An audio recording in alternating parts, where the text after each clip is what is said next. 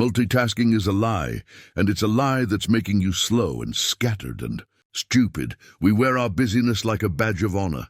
Juggling 10 things at once? We call it efficiency. We call it productivity. But deep down it feels like a kind of panic. A silent scream into the void of our own to-do lists. But what if I told you that the most radical, powerful and transformative act you can perform in this fractured world is to do just one thing? Not with grim determination, but with your whole being. I didn't discover this in a productivity book. I learned it from an ancient idea practiced for centuries in Zen monasteries. They call it Samu, and it changed everything. Let's look at your mind. Right now. Not the one listening to me, but the one operating in the background, that ghost in the machine. It's replaying a conversation you had yesterday, a conversation you can't change. It's rehearsing a difficult talk you need to have tomorrow, a talk that may never happen as you imagine. It's worrying about a deadline. It's craving a distraction. It's everywhere but here. This is the human problem. We are time travelers who forgot how to come home. We are exiles from the present moment. The Roman emperor and Stoic philosopher Marcus Aurelius knew this enemy well. He wrote in his private journal, his Meditations, it's a stark reminder, a memento mori. But beneath its severity is a profound question. If this moment were your last, would you really be spending it half reading an email and half listening to a podcast? Would you be here or lost in the digital ghostlands of anxiety? Our world is built to fracture our attention. It sells us the myth of multitasking because a divided mind is a hungry mind. A mind that consumes more, that seeks more stimulation, that never feels quite full, quite finished, quite at peace. We think we are climbing a mountain, striving for the peak of success, of achievement. But we are trying to climb 10 mountains at once, and we end up exhausted in the foggy valley between them all, never feeling the solid rock beneath our feet on any single path. This fragmentation has a cost, a deep one. We start to feel like ghosts in our own lives. We have conversations without truly hearing. We eat meals without truly tasting. We create work without putting our soul into it. We live a life of almost connected, almost finished, almost happy.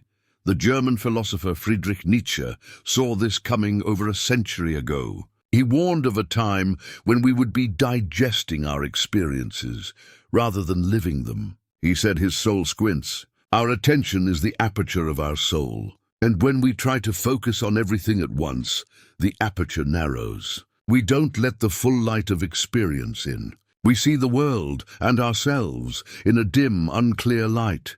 This is the internal struggle. This is the quiet suffering of the modern mind. Not a dramatic tragedy, but a low-grade fever of the spirit.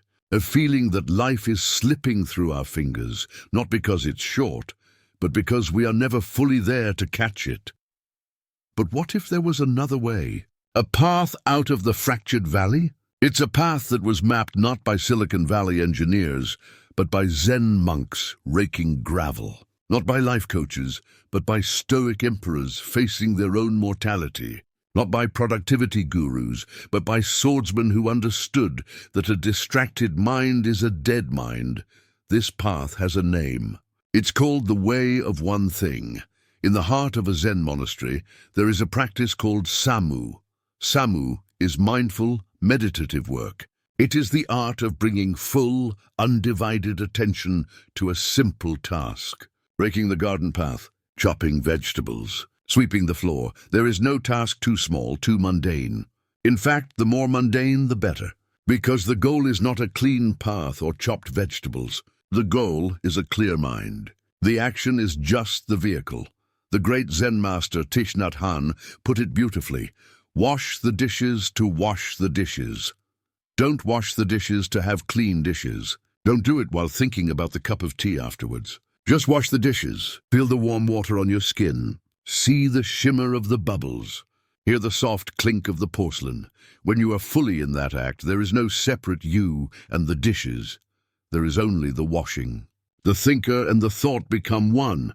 The doer and the deed merge. This is not a mystical out-of-reach state. This is a fundamental law of attention, and it was understood by masters across disciplines and continents.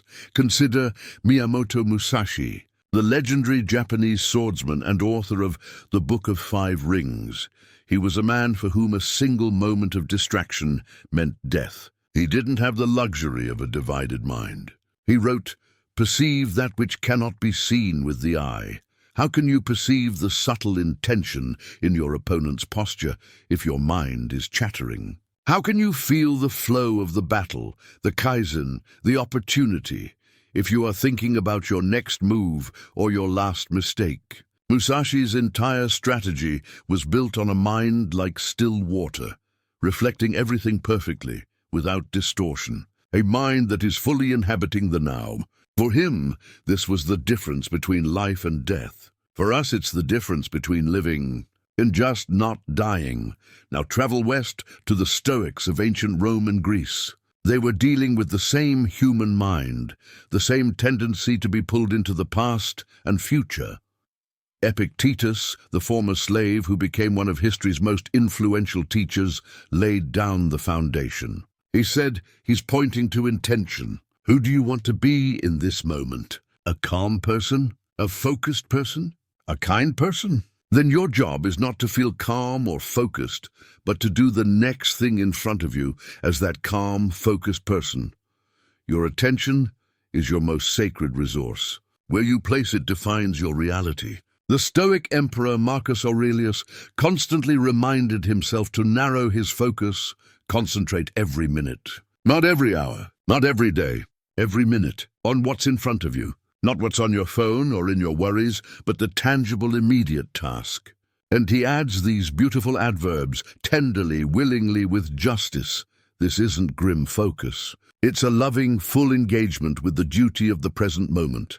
And from China, the timeless wisdom of the Tao Te Ching speaks in poetry about the power of the singular. Lao Tzu says, we've heard this so often it's lost its meaning. But think about it. The power is not in the 1,000-mile plan. The power is in that first step, fully taken, fully felt. The entire journey is contained in the quality of that single, committed action.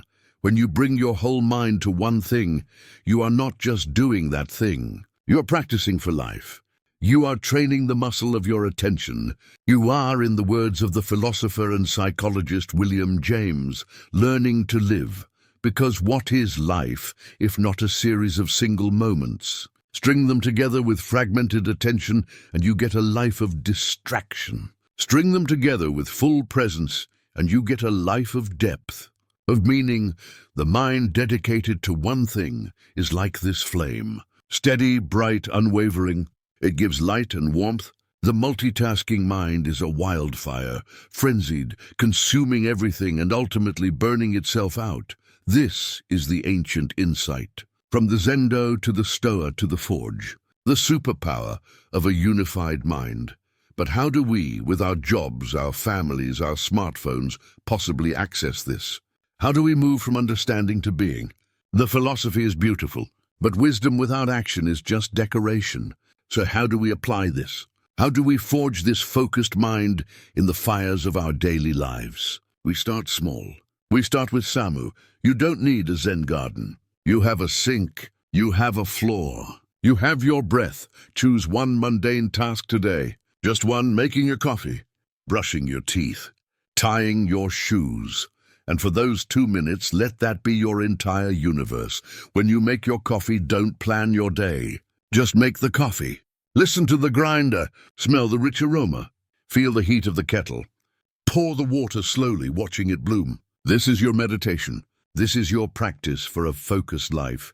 Here is a practical framework drawn from these traditions. Set your intention. The Stoic pause. Before you begin any task, however small, pause. Take one breath. Ask yourself Epictetus's question. What kind of person do I want to be while doing this? Do you want to be the rushed, harried person, or the calm, deliberate person? This 1 second pause is the fulcrum on which your attention turns. Clear the space, the empty bowl. Your physical space reflects your mental space. If you are going to write, close all other tabs on your computer. If you are going to have a conversation with your child, put your phone in another room. The Zen mind is an empty bowl, ready to receive. You cannot fill it with one thing if it's already full of a dozen others. 3. Anchor in the senses, the gateway to the now. Your mind wanders. It's what it does. Don't fight it. Don't judge it.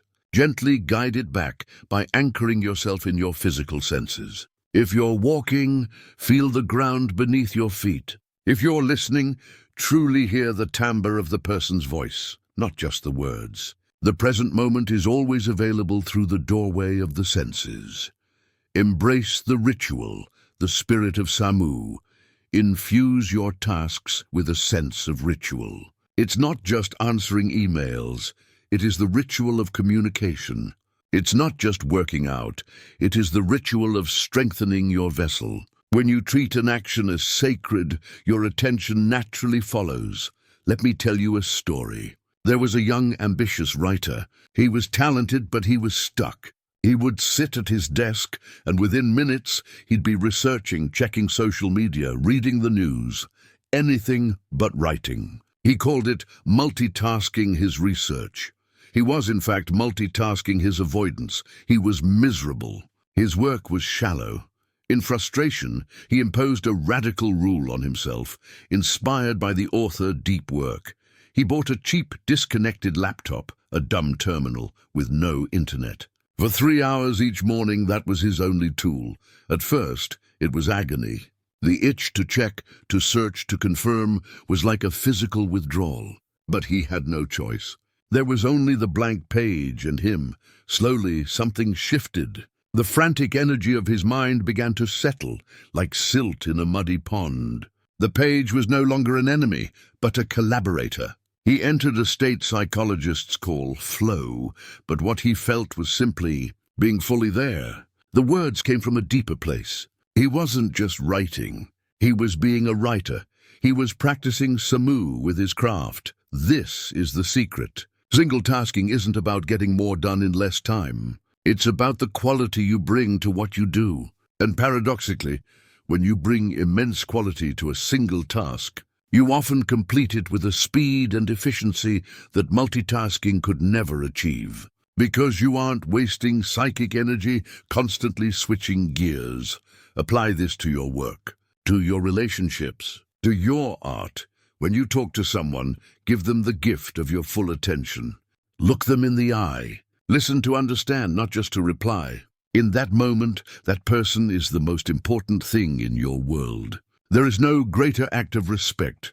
This is how philosophy becomes alive. Not as a theory to be debated, but as a breath to be taken, a dish to be washed, a word to be written.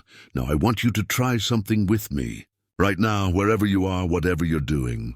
Just stop trying to understand. Stop trying to get somewhere. Let your attention, which has been flung out into the world like a net, gently fall back into your body. Feel the weight of your body in the chair. Feel your feet on the floor. Feel the air passing in and out of your lungs. You don't have to change your breathing. Just notice it. In this moment, there is no problem to be solved. No past to regret. No future to fear. There is just this breath, this sensation. This sound of my voice, this is the home you've been searching for. It was never lost. You just never stayed here long enough to recognize it. The philosopher Alan Watts once said, "The meaning of life is just to be alive." This is the inner shift. It's not an addition of something new. It's a subtraction of everything else. It's the quieting of the noise, so you can hear the silent, enduring truth of your own existence. When you do one thing at a time, with your whole heart, you are not just accomplishing a task. You are aligning yourself with the fundamental rhythm of the universe. A river doesn't multitask, it flows. A tree doesn't multitask, it grows. The sun doesn't multitask, it shines. You are not a machine to be optimized. You are a living universe to be experienced. One moment at a time, this is the awakening. The realization that the quality of your life is determined by the quality of your attention. And your attention is a sacred vessel. You can choose to fill it with the clutter of 1,000 distractions, or you can choose to fill it completely with the profound simplicity of what is right in front of you. So, as this video ends and you return to the world, I leave you with this silent truth, one that I hope will stay with you long after you've forgotten my words. The most powerful thing you will do today is one thing, not the first thing on your list or the most urgent, but the thing you choose in this moment to do with your full undivided presence. When you eat, just eat. When you walk, just walk. When you work, just work. When you listen, just listen. In that singularity you will find not just efficiency but elegance, not just productivity but peace, not just success but significance. You will find that you are no longer doing the task. For a moment you become the task itself, and in that unity the fractured self becomes whole. The ghost comes home. The mountain is climbed one step at a time, but that step, when fully taken, contains the entire mountain. Your life is not a list of things to get through. It is a series of single, breathtaking moments. Don't miss them by trying to be in two places at once. Be here fully now, do one thing, and let that one thing save you.